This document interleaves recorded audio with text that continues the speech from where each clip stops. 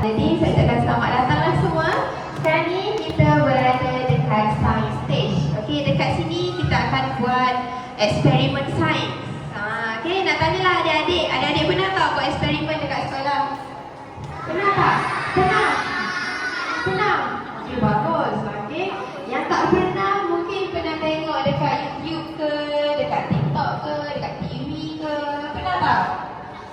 Pernah? Okey, jadi hari ini kita akan sama-sama saksikan eksperimen sains. Okey?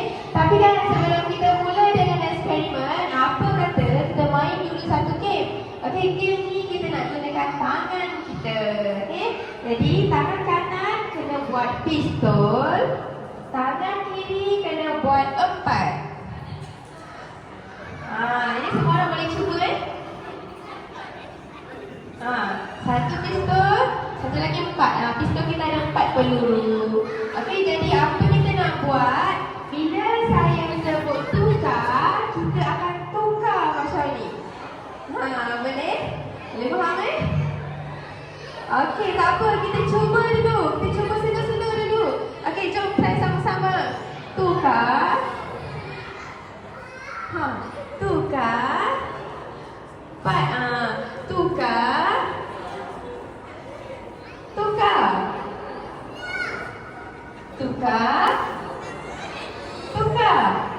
Okey, nampak macam boleh buat. Dah faham? Kita lajukan sikit. Okey, jom. Tukar. Tukar. Tukar. Tukar. Okey, nampak macam ada boleh buat. Kita lajukan lagi. Kita buat paling maju Ready semua? Tukar. Tukar. Tukar. Tukar. Tukar. Tukar. Tukar. Tukar. Tukar. Tukar. Tukar. Tukar. Ada yang buat macam ni dah. Okey, tak apa, tak apa. Kita cuba lagi satu. Okey, satu lagi. Tangan kanan buat best. Tangan kiri keluarkan jari kelingking.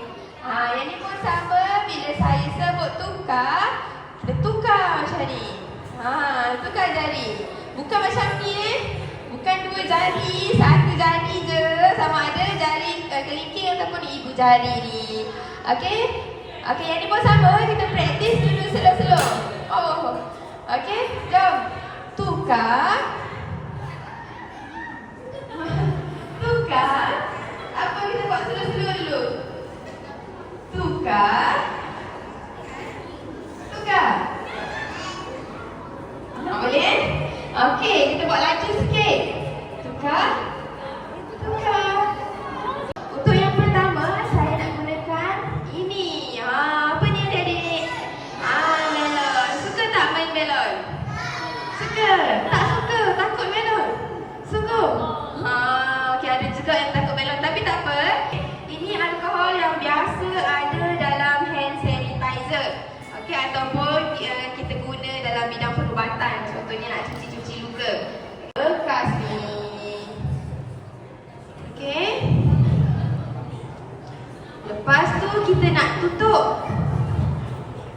Semua permukaan dalam botol kena dengan alkohol. Okey, pastikan semua tempat kena.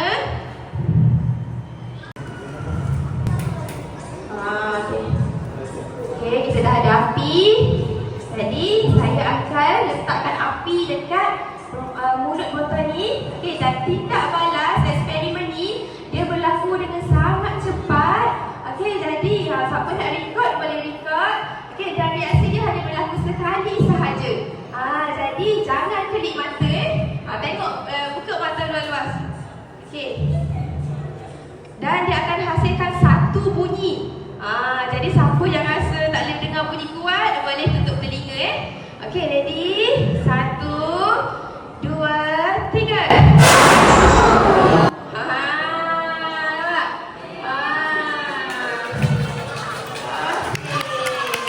Kuat tak bunyi dia? Kuat kan? Bunyi macam mana tadi? Bunyi wush. Kita bolehlah melawat ke realiti lain. Kita ada 2 tingkat lagi ke atas. Okey? Okey, yang sangat mungkin bersyukur.